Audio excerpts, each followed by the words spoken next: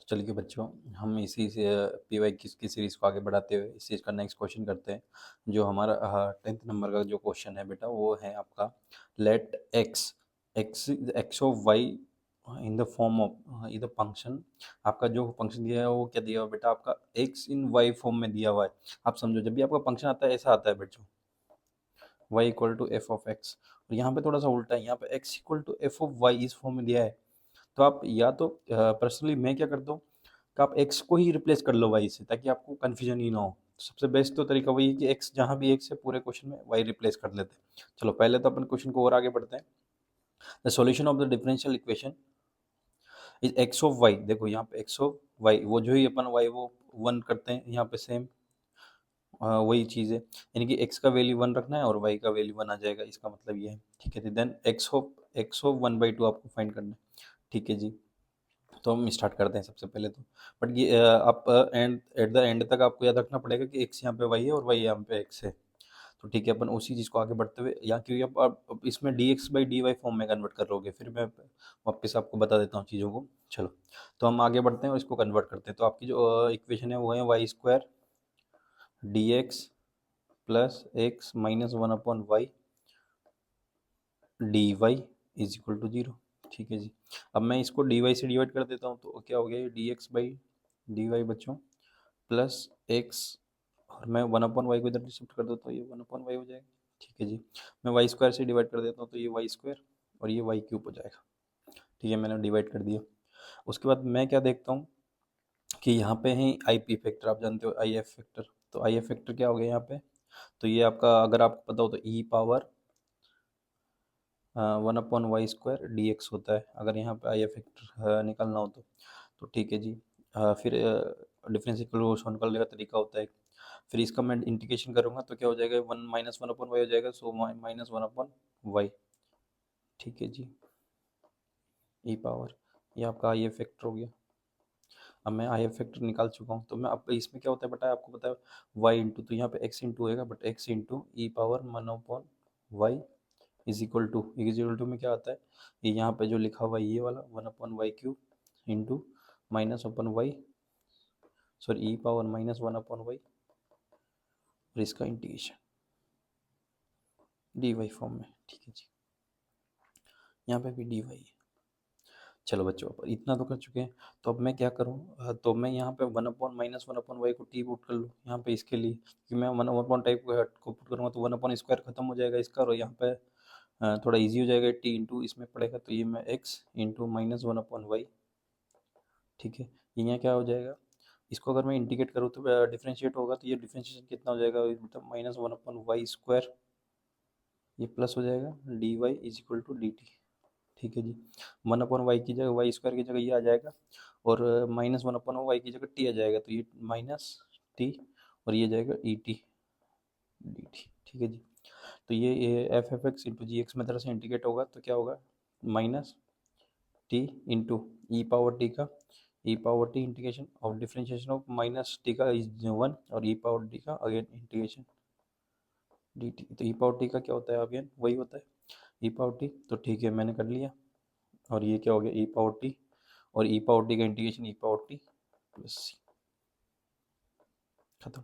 और ये कितना इक्वल टू ई पावर, अब इसको मैंने टी पुट किया था, तो मैं -1/y, अब मैं अगर मैंने 1/y को टी पुट किया था, तो वो मैं वापस वो वैल्यू रख सकता हूँ। तो मैं वापस वैल्यू रखने जा रहा हूँ बच्चों, ये -1/t की जगह, -t की जगह 1/y ई टी, और ये माइनस माइनस प्लस हो जाएगा, e power -1/y plus c equal to 0। ठीक है जी। अब मैं यहाँ से सी का वैल्यू कैसे फाइंड करूँ, तो मेरे को एक रिलेशन गिवन है बच्चों, क्या गिवन है, कि रिलेशन गिवन है कि अगर मैं एक्स का वैल्यू 1 रखूँगा तो वाई का वैल्यू 1 रखूँगा, यहाँ पे रिवर्स है, तो वाई का वैल्यू 1 रखूँगा तो एक्स का वैल्यू भी 1 आएगा। ठीक है, मैं रख देता हूँ, तो 1, ये 1 हो जाएगा, -1 इक्वल टू ये 1 1 प्लस, यहाँ पे भी रखना था आपको 1/y माइनस का, तो ये 1 -1 प्लस इक्वल टू 0। ठीक है जी। ये कैंसिल आउट हो गया, तो सी का वैल्यू कितना है, -1/e। Sorry plus one upon e, इधर शिफ्ट हो जाएगा तो माइनस वन अपॉन ई हो जाएगा। तो सी का वैल्यू आ गया बच्चों। अब सी का वैल्यू मैं वापस रख देता हूँ तो आपकी पूरी इक्वेशन आ जाएगी, ठीक है। तो इस इक्वेशन में सी का वैल्यू रख दिया पहले, x e power minus one upon y equal to one upon y e power minus one upon y plus e power minus one upon y plus c का वैल्यू कितना है, ई पावर माइनस वन, ठीक है जी। अब आपको क्या replace करना है बेटा, यहाँ पे देखो एक्स का वैल्यू निकालना है और वाई की जगह क्या वन बाई टू पुट करना है। तो वाई की जगह मैं वन पुट कर दूँ, y equal to one by two, और मेरे को एक्स फाइंड करना है तो पुट कर देता हूँ। तो ये वन अपॉन टू गया तो ये पावर टू हो जाएगी ऊपर जाके, वन बाई टू और टू, ठीक है जी। ये one by two, y power same one by two put कर देता हूँ मैं बच्चों। तो ये कितना हो जाएगा, minus two plus e power minus one. अब इसको कैलकुलेट करते हैं और एक्स का वैल्यू निकाल लेते हैं। तो ठीक है, मैं एक्स का वैल्यू निकाल, तो ई पावर माइनस टू से मैं डिवाइड कर देता हूँ, डिवाइड कर देता हूँ। तो लास्ट में रिजल्टेंट क्या आएगा देख लेते हैं। तो मैं डिवाइड करने जा रहा हूँ, तो ये तो कितना हो गया, ई पावर माइनस टू, तो डिवाइड हो जाएगा, कैंसिल आउट हो गया, ई पावर टू से ये e power two, e times cancel out हो जाएगा, तो ये ई रह जाएगा ओनली, ठीक है जी। और यहाँ पे कितना जाएगा, ये थ्री हो जाएगा, ई पावर ए वन ही रह जाएगा केवल। तो आंसर किस फॉर्म में दे रखा है आपका, अच्छा three minus E one by two plus E three by to. तो इन दोनों का एडिशन भी हो जाएगा क्योंकि ये हो जाएगा तो ये प्लस थ्री बाई टू हो जाएगा। तो एक्स इक्वल टू आपका आंसर हो गया e plus three by two, इस answer. Any mistake is there, no mistake. So आपका कौन सा ऑप्शन करेक्ट हो जाएगा बच्चों, ये वाला second, E plus three by to इसका आंसर हो जाएगा। एक्स इक्वल टू, एक्स का वैल्यू आपसे पूछा था। इसी सीरीज का अपन नेक्स्ट क्वेश्चन करते हैं। तो नेक्स्ट क्वेश्चन आपका है, let the parabola y equal to x square plus p x minus three, let a parabola y equal to x square plus y equal to x square plus p x minus three meet the coordinate axes at the point P Q and R. आपका जो parabola है वो coordinates को तीन point पे touch करता है बेटा। If the circle C with the centre at minus one comma, अब देखो जब आपको कोऑर्डिनेट एक्स पे तीन पॉइंट पे टच करता है तो आपको कैसे पता चलेगा कि तीन पॉइंट किस किस पे है। तो मेरे को यहाँ ही पता चलेगा कि क्वाड्रेटिक है एक्स में, यानी कि एक्स में दो रूट्स निकलेंगे और वाई में कोई क्वाड्रेटिक नहीं, लीनियर है। इसका मतलब वाई, जो वाई पे आपको टच करेगा वो एक ही पॉइंट पे टच करेगा। तो वाई कोऑर्डिनेट पे केवल एक पॉइंट पे और एक्स कोऑर्डिनेट पे दो पॉइंट पे टच करेगा ये पैराबोला, ठीक है। The coordinate axes at the point P Q R, ठीक है जी। Circle C the centre minus one comma passing through the point P Q R. एक सर्कल का एक सर्कल भी है जिसका सेंटर है माइनस वन, वो पी क्यू आर से area, sorry P Q R से बी सर्कल भी उससे पास करता है। तो उस पी क्यू आर की रिलेशन निकालना है और उस पी क्यू आर से जो ट्राइंगल बनेगा उसका एरिया अपन को फाइंड करना है। तो अपन को कोऑर्डिनेट चाहिए। तो मैं एक्स वन वाई वन मान लूँ, पी को मैं एक्स वन, अच्छा मैं ऐसा भी मान सकता हूँ। तो दोनों एक्स वन कोमा जीरो और दूसरे को पी क्यू को मैं मान लो एक्स टू कोमा जीरो।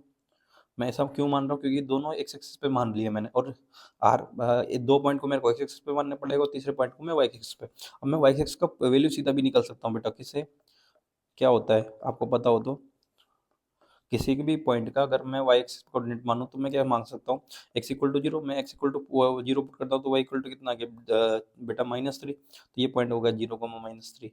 तो एक पॉइंट तो मेरे पास आ चुका है बेटा, जो कि वाई एक्सिस पे जीरो कोमा माइनस थ्री। मेरे को दो पॉइंट और चाहिए, एक्स वन एक्स टू, क्योंकि क्वाड्रेटिक है पर वहाँ पे पी भी एक फॉर्म है, तो पी को मैं कैसे फाइंड करूँ।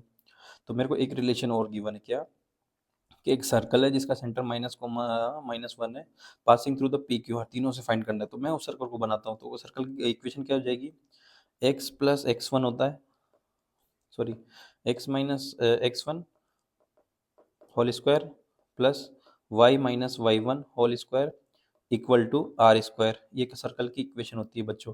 तो मैं रख देता हूँ वैल्यू। तो मेरे पास सेंटर है ये x one comma y one centre है, जब ये इक्वेशन होती है तो मैं रख देता हूँ सेंटर की वैल्यू। तो ये x plus one whole square plus y plus one whole square बच्चों इक्वल टू आर स्क्वायर, ठीक है। तो ये सर्कल की इक्वेशन हो गई।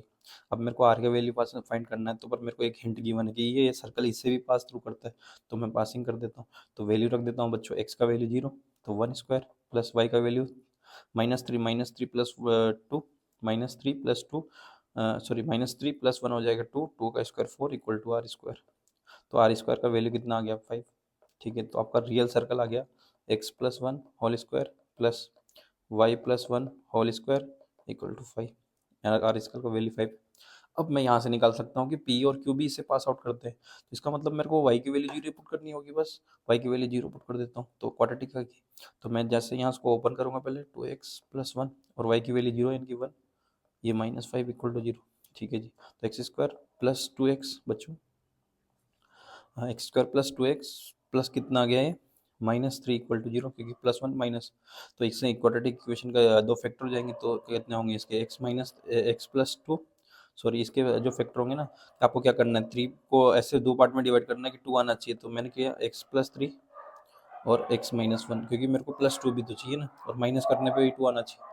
ठीक है, कर दिया इक्वल टू जीरो। तो मेरा एक पॉइंट क्या आ गया -3 का, एक पॉइंट कितना आ गया बच्चों मेरा -3, दूसरा पॉइंट कितना आ गया 1, 0, और तीसरा पॉइंट कितना हो गया 0, -3। ठीक है जी, मेरे पास 3 पॉइंट हो गए, तो मेरे को इजीली इसका एरिया भी निकल जाएगा। अब एरिया निकालने के लिए मैं एक ये भी यूज़ कर सकता हूँ, अगर तीनों कोऑर्डिनेट दे रखो तो एरिया क्या होता है बेटा, x1 y1 1, x2 y2 1, x3 y3 1, तो मैं इसका यूज़ कर सकता हूँ। जैसे मैं यूज़ करूँगा तो 1/2, x1 कितना हो गया आप -3 0 0 1 0 0 0 0 -3, बस इसका यूज़ करना है, मेरे को एरिया निकालना है, तो 1/2।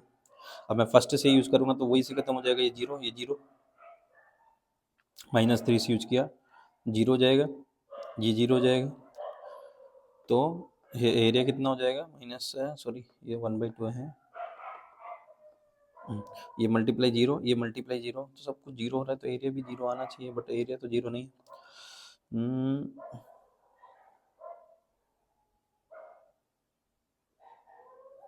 -3 0 into -3 into zero into zero, so ये तो जीरो। एक मिनट बच्चों, अगर मैं इसको बना के देखूँ तो मैं क्या इसको बना पा रहा हूँ, -3, 0 0 1, 0, the coordinate axis the point, ये पॉइंट हो जाएंगे हैं -3, 0 1, 0, और एक पॉइंट हो जाएगा -3, 0, -3। ठीक है जी, तो मैं यहाँ से ये भी तो निकाल सकता हूँ, बेस इंटू हाइट से भी निकाल सकता हूँ। तो बच्चों ये बेस कितना हो जाएगा, ये 4 हो जाएगा, और हाइट कितनी हो जाएगी, ये 3 हो जाएगी, तो कितना हो गया 1/2, 4 इंटू 3, यहाँ से भी इजीली निकाल सकता हूँ, तो कितने 2 टाइम्स 6 एरिया हो जाएगा। आई डोंट नो इससे क्यों नहीं आ रहा, बट आना चाहिए। तो आपका एरिया कितना हो गया 6, और आपका ऑप्शन भी गिवन है। चलो, एक इसमें मिस्टेक यहाँ पे हो गई कि 1 1 होता है, और 0 -3, और ये भी 1, तो आप जब यहाँ से निकालोगे यहाँ से भी उतना आएगा 1/2, इसको सोल्व करोगे तो कितना आएगा बेटा, इसको मान के कर सकते हो आप सीधे सीधे, जीरो तो प्लस माइनस प्लस माइनस, तो minus minus +3 into cross multiply 3, ये 3, तो ये सीधा मल्टीप्लाई में 3, ये वाला 3 और ये वाला 1, तो कितना हो जाएगा +1, तो 4, तो 1/2, 4 इंटू 3 सेम एरिया 6, तो आपका इससे भी एरिया आ जाएगा। वो एक्चुअली मेरे से थोड़ा सा मिस्टेक हो गया था, उसके लिए सॉरी। तो आप इसका एरिया आ गया 6 सेंटीमीटर। आई होप आपको ये क्वेश्चन पसंद आए होंगे। अच्छो जेई मेंस का लेवल इतना भी कम नहीं होता और इतना ज़्यादा भी नहीं होता, अगर कोई बच्चा चाहे तो इजीली कर सकता है क्वेश्चंस को, बट उसके लिए आपको एक पेशेंस की ज़रूरत होती है, और बहुत अच्छे लेवल के क्वेश्चंस जेई मेंस आजकल दे रहा है। और मैथ्स का तो आप देख ही रहे हो, तो लेवल धीरे धीरे बहुत लेंदी होता जा रहा है, तो प्लीज़ मैथ्स के लिए थोड़ा सा ज़्यादा मेहनत करें। Thank you.